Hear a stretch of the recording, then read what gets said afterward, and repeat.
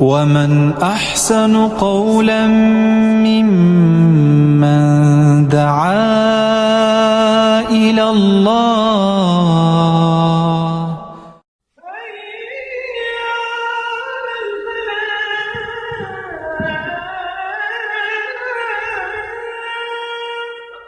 آج ہم مختصر وقت میں یہ ایک حدیث کا جائزہ لیتے ہیں کہ قیامت کے دن جو سوالات ہوں گے اس ایک حدیث کو آپ سن لیں، اور اس کا ایک حصہ ہم لیتے ہیں جو نوجوانوں کے متعلق ہے۔ تو اس حدیث کی تمام باتوں میں سے ہم ایک بات لیں گے، لیکن حدیث پہلے پورا سن لیں۔ نبی کریم صلی اللہ علیہ وآلہ وسلم نے فرمایا لا تزول قدم عبد یوم القیامہ حتی یسأل عن خمس، عن عمره فيما أفناه وعن شبابه فيما أبلاه وعن ماله من أين اكتسبه وفيما أنفقه وعما عمل فيما علم۔ فرمایا قیامت کے دن کسی بندے کے قدم ایک ذرہ بر آگے نہیں بڑھ سکیں گے جب تک وہ 5 سوالات کے جوابات نہ دے لے۔ وہ پہلا سوال کیا ہوگا؟ عمر کہاں گزاری، عمر کہاں گزاری۔ اور دوسرا سوال جوانی کو کہاں ضائع کیا، یاد رکھیے یہی ہمارا موضوع ہے۔ اور مال کہاں سے کمایا اور کہاں خرچ کیا، اور جو کچھ سیکھا تھا علم اس پر عمل کتنا کیا۔ اب دیکھیے یہ سب کچھ عمر میں سب کچھ شامل ہے، لیکن اس کا الگ سوال ہوتا ہے، پوچھا جاتا ہے وعن شبابہ فیما ابلاہ، اور پھر سوال بھی اس طرح ہوتا ہے کہ یہ بتاؤ کہ جوانی کہاں ضائع کی، کس چیز میں ضائع کی تھی۔ یعنی عموماً جوانی ہم سے ضائع ہوتی ہے، اور یہ اس لیے ہے کہ جوانی کا زمانہ یہ ایک بڑا اچھا اور پیارا زمانہ ہوتا ہے۔ اس زمانے کے اندر نیک اعمال بھی اچھی طرح ہو سکتے ہیں اور برائیاں بھی اچھی طرح ہو سکتی ہے۔ انسان شباب پر ہوتا ہے، طاقت میں ہوتا ہے، اور اس طاقت کے نتیجے میں یہ سب کام اچھی طریقے سے کر سکتا ہے۔ تو اس جوان کو چاہیے کہ اپنی جوانی اللہ کی بندگی میں گزارے۔ نبی کریم صلی اللہ علیہ وسلم نے فرمایا کہ 7 لوگ ہیں، سبعۃ یظلہم اللہ فی ظلہ یوم لا ظل الا ظلہ۔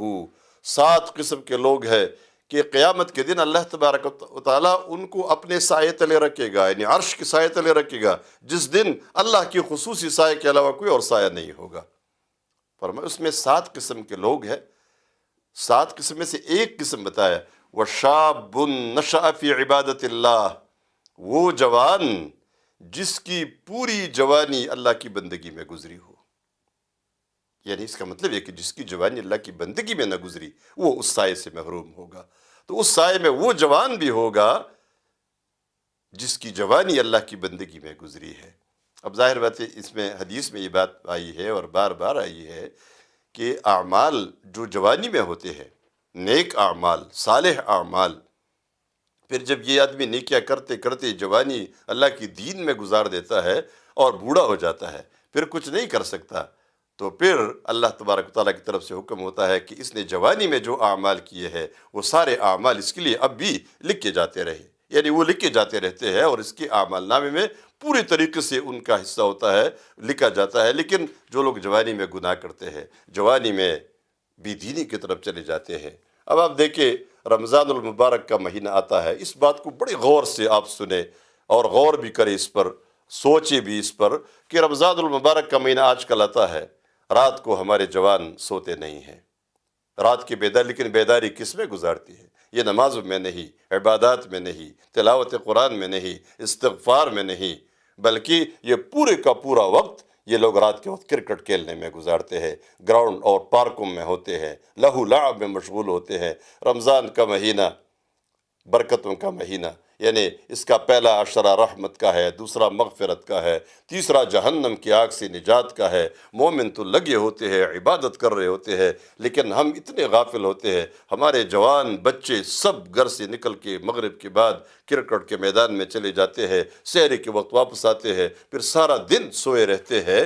یہ والدین کی بھی ذمہ داری ہے اپنے بچوں کی نگرانی کرے۔ نوجوانوں کو بھی سوچنا چاہیے آپ کا یہ عرصہ یہ جنت جیتنے کا ہے، یہ دنیا کی یہ ساری زندگی ختم ہونی ہے، لیکن جنت حاصل کرنا، جنت جیتنا، جنت کی نعمتیں حاصل کرنا جن کا کوئی حساب نہیں ہے اور جن کی تعریف نبی کریم صلی اللہ علیہ وسلم بھی نہیں فرما سکے۔ آپ نے خود جنت کی نعمتوں کو دیکھا، لیکن فرمایا ما لا عین رأت ولا اذن سمعت ولا خطر ببال احد، نہ کسی نے ان کو دیکھا ہے، کسی آنکھ نے دیکھا نہیں، کسی کان نے سنا نہیں، اور کسی کی وہم و گمان میں وہ نعمتیں گزری ہی نہیں ہے جو اللہ نے اپنے نیک بندوں کے لیے رکھی ہے۔ ہمیں کوشش کرنی چاہیے کہ ہماری جوانی اللہ کی بندگی میں گزرے۔ ابراہیم علیہ السلام جوان تھے، جوانی میں بتوں کو توڑ ڈالا تھا، اور پھر ان لوگوں نے کہا سمعنا فتى یذکرہم یقال لہ ابراہیم، ہم نے ایک جوان کو سنا ہے جو ان بتوں کو برا بلا کہا کرتا تھا، تو اسی نے یہ کام کیا ہوگا۔ اللہ تبارک و تعالیٰ نے اصحاب کہف کی تعریف فرمائی ہے، کیسے فرمایا؟ فرمایا انہم فتیۃ آمنوا بربہم وزدناہم ہدی، یہ چند جوان تھے جو اللہ پر ایمان لائے تھے اور ہم نے ان کی ہدایت بڑھا دی تھی، ان کی ایمان کو ہم نے مضبوط بنایا تھا۔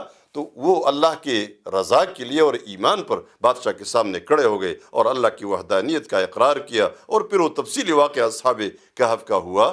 تو جوانی کا زمانہ بڑا اچھا زمانہ ہوتا ہے، یہ اچھا زمانہ اچھی چیزوں کو حاصل کرنے کے لیے لگانا چاہیے۔ اچھا مال اچھی چیزیں خریدنے کے لیے لوگ استعمال کرتے ہیں، تو یہ جوانی جنت حاصل کرنے کے لیے استعمال ہو۔